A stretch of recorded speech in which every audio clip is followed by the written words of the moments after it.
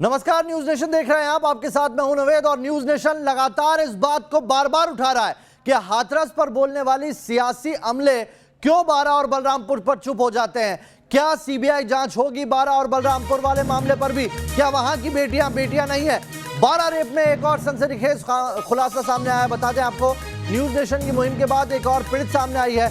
2 आरोपियों पर 19 साल की लड़की ने रेप का आरोप लगाया है। रेप के बाद जबरन शादी के लिए साइन कराने का भी आरोप लगाया और साथ ही ये जानकारी निकल के आ रही है कि पुलिस ने भी इस मामले में बड़ा ढीला रवैया अख्तियार किया है। न्यूज नेशन की मुहिम के बाद एक और रेप पीड़ित युवती सामने आई है और 2 आरोपियों पर आरोप लगाया है कि 19 साल की इस लड़की ने कि कई दिनों से उसके साथ बलात्कार किया जा रहा था। रेप के बाद जबरन शादी के पेपर तक साइन कराने का आरोप है और जब पुलिस के पास जाते हैं तो वहां से भी उन्हें कोई न्याय नहीं मिलता। पुलिस ये कहकर टाल देती है कि आपके बीच शादी हुई है। जब यह बताया जाता है कि पूरा मामला जबरदस्ती कराया गया है, तब भी पुलिस का जो रवैया है वो बड़ा अफसोसनाक है। और न्यूज नेशन लगातार डटा हुआ है उन जगहों पर जहां पर आपको कोई मीडिया नहीं दिखेगी, जहां पर आपको कोई सियासी पार्टी नहीं दिखेगी, जहां पर आपको कोई बड़ा चेहरा नहीं दिखेगा, वहीं पर यानी कि बलरामपुर और बारा में, हाथरस में भी न्यूज नेशन बना हुआ है। लेकिन बलरामपुर का मामला वाकई अपने आप में एक बड़ा सनसनीखेज मामला है। बारा की इस बेटी का कहना है कि राहुल गांधी सिर्फ हाथरस जा रहे हैं लेकिन राजस्थान नहीं आ रहे, जहां उनकी पार्टी यानी कि अपनी पार्टी कांग्रेस की सरकार है, वहां एक बेटी को इंसाफ नहीं मिल रहा है। क्या राहुल आएंगे? क्या यहां नहीं आना चाहिए? क्या कहा उन्होंने न्यूज नेशन के कैमरे पर? सबसे पहले आप ये देखिए। हम चाहते हैं कि यूपी में तो राहुल गांधी और प्रियंका गांधी और अशोक गहलोत साहब भी जाते हैं, लेकिन यहाँ पर तो कोई नहीं आता। हम चाहते हैं कि हमारी पीड़िता भी देखे और यहाँ पर भी आए, लेकिन यहाँ तो कोई आते ही नहीं, सब यूपी में ही जाते हैं। आप चाहते हो आपके पास भी आए, आपका दर्द भी? हम चाहते हैं कि आप हमारे पास भी आए और हमारे दर्द भी देखे। हम भी तो, मैं भी तो आपकी बेटी हूँ, आपकी बेटी जैसी हूँ, वो बेटी है आपकी, तो हम भी तो आपकी बेटी है। तो देखा आपने किस तरीके से बेटियां भी अब सियासत की भेंट चढ़ रही है। अगर वो आपके दूसरे राज्य यानी उस राज्य जहां पर आपकी सरकार नहीं है तो वहां पर आपको जाना आपकी सियासी फायदे दिखाई पड़ता है, लेकिन आपके अपने राज्य जहां पर आपकी सरकार चल रही है वहां पर आपको बेटियों की कोई सुध नहीं चाहिए। 2 जगहें, बलरामपुर और बारा, एक उत्तर प्रदेश में मौजूद है, एक राजस्थान में, लेकिन इन दोनों जगहों पर ना तो कोई सियासी पार्टी पहुंच रही है, ना विपक्ष को यहां पर बेटियां दिखाई दे रही है। बलरामपुर से मेरे सहयोगी विद्यानाथ झा जुड़े हुए हैं और साथ ही बारा से मेरी सहयोगी सबीना लगातार बनी हुई है, जिनके साथ ये बेटी भी बनी हुई है, और हाथरस से संवाददाता राहुल टबास भी जुड़ेंगे। लेकिन सबसे पहले बारा का रुख करेंगे। जब सबीना वहां पर पहुंची, सबीना, वहां कोई सियासी पार्टी थी? वहां कांग्रेस का कोई नेता था? क्या वहां की बेटी के लिए इंसाफ नहीं है? नवेद, वहां सिर्फ अंधेरा था। अगर कल की मैं बात करूं तो सिर्फ अंधेरा था, और उस अंधेर नगरी में अगर उम्मीद के तौर पर कुछ नजर आ रहा था तो वो हमारी टीम थी। यहां बड़ाई नहीं कर रहे हम, बल्कि हमारी ही मुहिम का यह असर है कि आज मेरे साथ बारा की एक ऐसी बेटी मौजूद है जिसने 1 महीने तक, अंदाजा लगा सकते हैं, एक दिन में जब इंसान के रोंगटे खड़े हो जाते हैं, जिसमें एक अलग सी सिहरन मच उठती है, 1 महीने इस बेटी ने वो दर्द सहा है। और हिम्मत देखिए, इस बेटी ने न्यूज नेशन की कल पूरी मुहिम देखी, उसे एहसास हुआ कि हमारे लिए भी आवाज उठाने वाला कोई है। और इस वक्त मेरे साथ बारा की ये बेटी मौजूद है जिसने इस दर्द को सहा है। बेटा, बिना डरे, बेखौफ हुए, क्योंकि हम आपके साथ में हैं, हमारी पूरी टीम आपके साथ में है। बोलिए जो आपने कहा, जिस तरह से जो कुछ भी आपका हुआ, बिल्कुल बोलिए, क्योंकि इंसाफ इसी से मिलेगा और इंसाफ की इस मुहिम में हमारी पूरी टीम बेटा आपके साथ में। सर, मैं चाहती हूँ मेरे साथ भी इंसाफ हो। मैं चाहती हूँ कि राहुल गांधी और प्रियंका गांधी भी यहाँ बारा में है, हमारे दर्द भी सुने और देखे और हमारी कार्रवाई करवाएं, लेकिन वो तो आते ही नहीं है। वो तो वहाँ यूपी में जाते हैं। वो आपकी बेटी तो, मैं भी तो आपकी बेटी जैसी हूँ, हमारी भी कोई सुनाई करे। अच्छा, अब ये बताइए क्या हुआ था आपके साथ में? वो गाँव में ले गया जब से। हाँ बिल्कुल बिल्कुल बेटा, जो आपको पता है आप बताइए, बिना डरे। 7 महीने की 1 तारीख को मेरे को लेकर गए और बोले कि तुम्हें तेरी मम्मी बुला रही है। तो मैं मेरी मम्मी खेत पे गई थी तो उनके साथ चली गई, और दोनों को जानती थी तो चली गई। मैंने क्या सोचा था कि कहाँ लेके जाएंगे, तो मैं उनके साथ चली गई और वो मोटरसाइकिल पे बिठा के और दोनों मेरे को लेके जा रहे थे। तो मैंने बोला कि इधर कहाँ जा रहे हो? मेरे मम्मी पापा तो खेत पे। तो उन्होंने बोला कि चल यहाँ तक चलते हैं। तो मैं चली गई। फिर वो उस रास्ते से तो नहीं, दूसरे रास्ते से मेरे को पता नहीं कहाँ लेके जा रहे थे। तो मैंने बोला कि तुम इधर कहाँ पे लेके जा रहे हो, तो मेरे मुंह में रुमाल बांध दिया और गर्दन पे चाकू लगा दिया और बोला कि अगर तू ज्यादा बोलेगी ना तो तेरे को जान से मार देंगे, चुपचाप बैठी रहे। और बीच में बिठा कर ले गए मेरे को हीरापुर। अच्छा, 1 महीने तक उन्होंने वहाँ रखा और मेरे साथ दोनों ने गलत काम किया 1 महीने तक, और दोनों ने गलत काम किया और रात में मारपीट भी करते थे वो मेरे साथ। और फिर मैंने बोला कि तुम मुझे यहाँ क्यों लेके आए, जो कुछ भी नहीं बोला उन्होंने। और 29 तारीख को वहाँ कोटा लेके गए, जबरदस्ती स्टाम्प पे साइन करवा लिए धमकियाँ दे देकर। शादी शादी जबरन से शादी करी मेरे से, शादी भी नहीं करी और तो कुछ भी नहीं किया, बस साइन करवाए बस।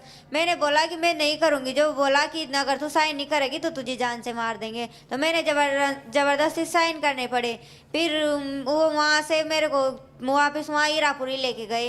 तो वहाँ भी उन्होंने वो किराएदारों को पैसे दे दिए कि तुम अगर यहाँ पुलिस भी आए आपसे पूछताछ करे तो आप मेरे फेवर में बयान देना। तो उन्होंने भी उनके फेवर में बयान, तरफ से सहयोग मिला, मतलब पुलिस ने आपकी बात सुनी? मगर नहीं सुनी उन्होंने मेरी बात पर विश्वास ही नहीं किया। उन्होंने बोला कि तूने शादी कर रखी है। तो बताया ये तो शादी जबरन थी, जबरन मुझसे हस्ताक्षर। मैंने बताया लेकिन उन्होंने कोई सुनाई नहीं की।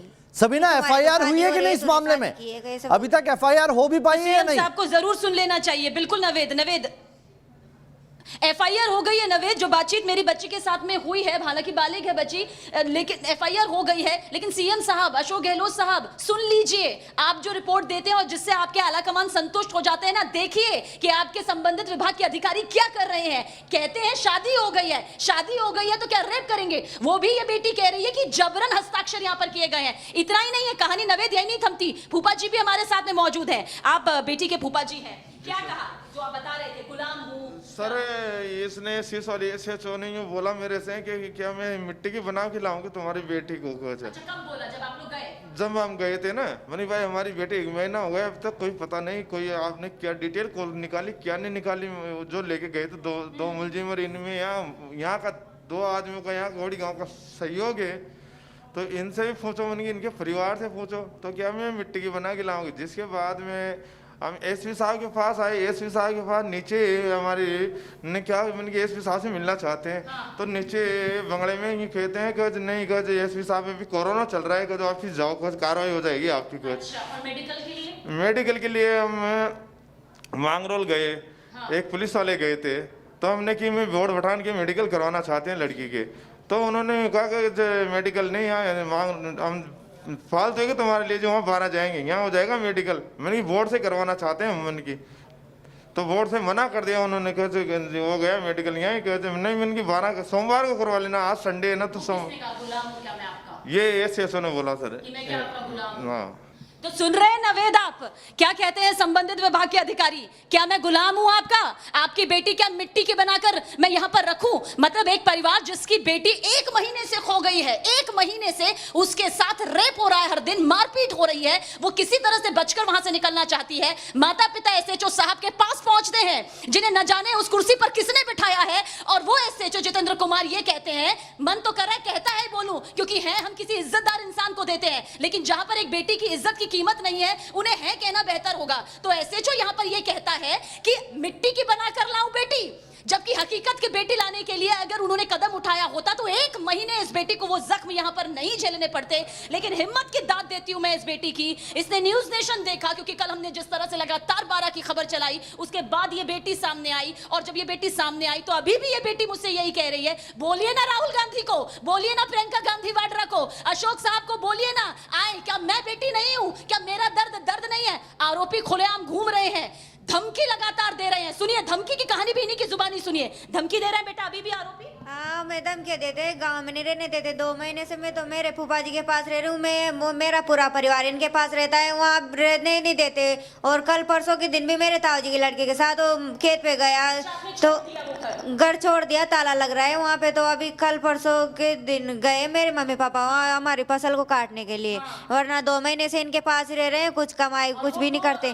वो तो दोनों आरोपी वो तो घूम रहे हैं खुलेआम, और हमें घुस घुस कर रहना पड़ रहा है। देख लीजिए सीएम साहब, आप देख लीजिए, राहुल गांधी और प्रियंका गांधी को बोल दीजिए यहां पर आ जाएं। यहां पर आपने ट्वीट किया कुछ देर पहले कि हाथरस की बेटियों का दर्द बांटने के लिए राहुल गांधी जी, श्रीमती प्रियंका गांधी वाड्रा जी वहां पर पहुंचे हुए हैं। ये आपकी सत्ता है, ये आपकी सरकार है। भूल गए हैं क्या? भूल गए हैं क्या कि ये 12 की बेटी भी आप ही की बेटी है? क्यों आप नहीं आते हैं? चलिए, वो दिल्ली से यहां तक का सफर सियासी तौर पर नहीं कर सकते, आप तो यही के मुख्यमंत्री है ना। क्यों 12 की बेटियों को एक एक महीने यहां पर रेप झेलना पड़ता है? 2 बेटियां अब तक सामने नहीं आई है। कल लाल सिंह जी मेरे सहयोगी भी यहां पर मौजूद है। लाल सिंह, हम कहते रह गए लेकिन वो बेटियां, उनका परिवार डर के मारे बाहर नहीं आया। ये डर है, देख लीजिए अशोक साहब, ये डर है। आपको मैं इज्जत के साथ कह रही हूँ, पूरे सम्मान के साथ कह रही हूँ, 12 की बेटियों का ये डर देख लीजिए। आ जाइए, सियासत छोड़कर आ जाइए। इसीलिए आपको चुना था, इसीलिए बीजेपी को बाहर भेजकर कांग्रेस पर विश्वास किया था। विश्वास का ये नतीजा यहाँ पर लाल सिंह, डर रही हैं बेटियां, बाहर नहीं आ रही हैं। सबीना, हम साथ थे जब कवरेज कर रहे थे। आपने एक तस्वीर देखी सबीना? इस बेटी के दर्द में उन बेटियों का दर्द छुपा है। किसका पहरा था?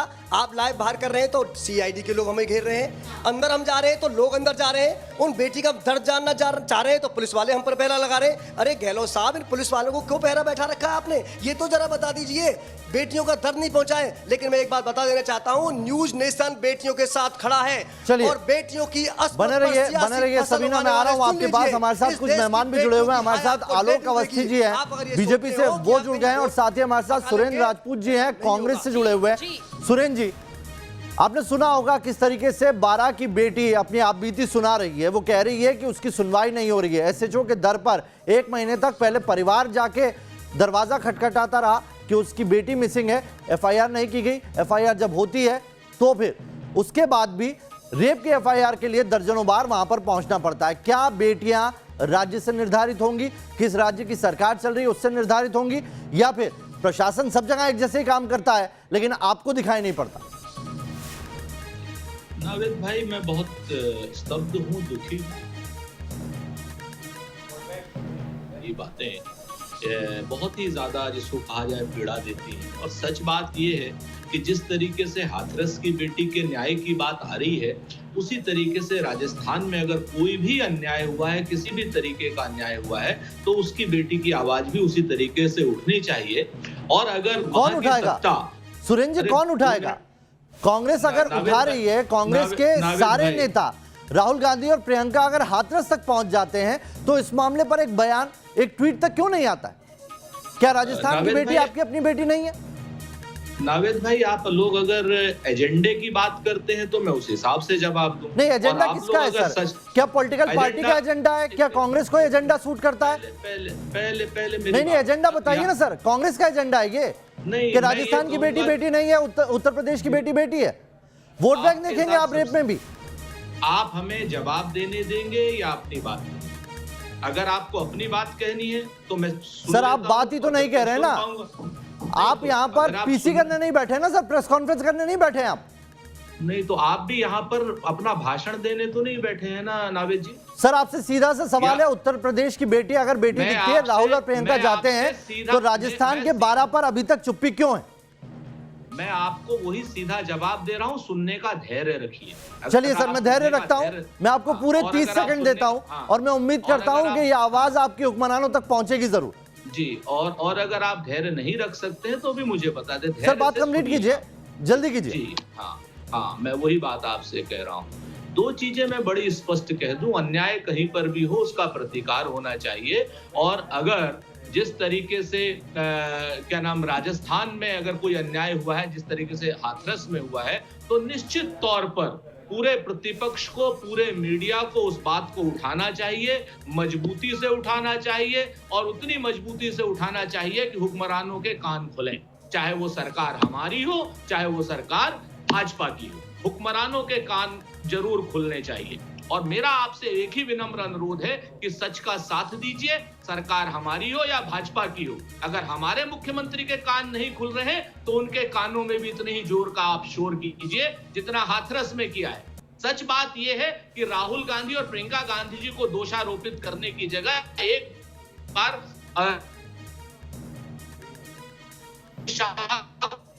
जरूर दोषारोपित कीजिए क्योंकि राजस्थान में सरकार हम हैं और प्रतिपक्ष के लोग हमारे कान फोड़े, हमारा विरोध करें और कोई धारा 144 नहीं लागू है, कोई वहां का अधिकारी आपको नहीं रोक रहा है, तो निश्चित तौर पर अगर हमने कुछ गलत किया होगा तो जनता हमारे खिलाफ खड़ी होगी। चलिए सुरेंद्र जी, ये बहुत महत्वपूर्ण बात आप कह रहे हैं, बहुत महत्वपूर्ण बात कह रहे हैं आप ये, लेकिन आलोक अवस्थी जी भी जुड़े हैं, उनसे मैं रिएक्शन चाहूंगा और ये भी जानना चाहूंगा आपसे कि क्या आप अपील करेंगे न्यूज नेशन के चैनल पर सीएम गहलोत से कि वो इस मामले में खुद इंटरवीन करें। हम ये भी जानना चाहेंगे कि क्या 12 मामले में सीबीआई जांच की पैरवी करेगी कांग्रेस। लेकिन एक छोटा सा यहां पर ब्रेक लेना होगा, ब्रेक के बाद तुरंत लौट रहे हैं, चर्चा जारी। तो न्यूज नेशन इस बड़ी खबर पर लगातार बना हुआ है कि हाथरस में सीबीआई की जांच हो गई, लेकिन क्या 12 और बलरामपुर मामले में भी सीबीआई की जांच होगी। और इसी बीच हाथरस से एक बड़ी खबर आ रही है, हाथरस में पीड़ित परिवार के घर एक बार फिर से एसआईटी की टीम पहुंच गई है और ये जानकारी निकल के आ रही है कि अब पिता का बयान दर्ज करेगी एसआईटी की टीम, क्योंकि वो छूट गया था इससे पहले। सीबीआई जांच की मांग जो हो रही थी उस पर सिफारिश कर दी गई है उत्तर प्रदेश सरकार की तरफ से, लेकिन अब यही निकल के आ रहा है कि क्या 12 और बलरामपुर मामले में भी सीबीआई की जांच होगी, क्योंकि दोनों ही जगह जैसा हाथरस में हुआ है प्रशासन का ढीला रवैया दिखाई दिया है, वैसा ही ढीला रवैया उत्तर प्रदेश के बलरामपुर में भी दिखाई दिया है और वैसा ही ढीला रवैया राजस्थान के 12 में भी दिखाई दिया है। और 12 में सवाल हम यही उठा रहे हैं कि क्या वहां पर एसआईटी नहीं बननी चाहिए, क्या वहां पर जांच नहीं होनी चाहिए। ये दोनों मामले बेटियों से जुड़े हैं, लेकिन इन दोनों मामलों में क्यों राजनीतिक एजेंडा नहीं दिखाई दे रहा है पॉलिटिकल पार्टीज को। एक छोटा सा ब्रेक ले रहे हैं, तुरंत लौटेंगे।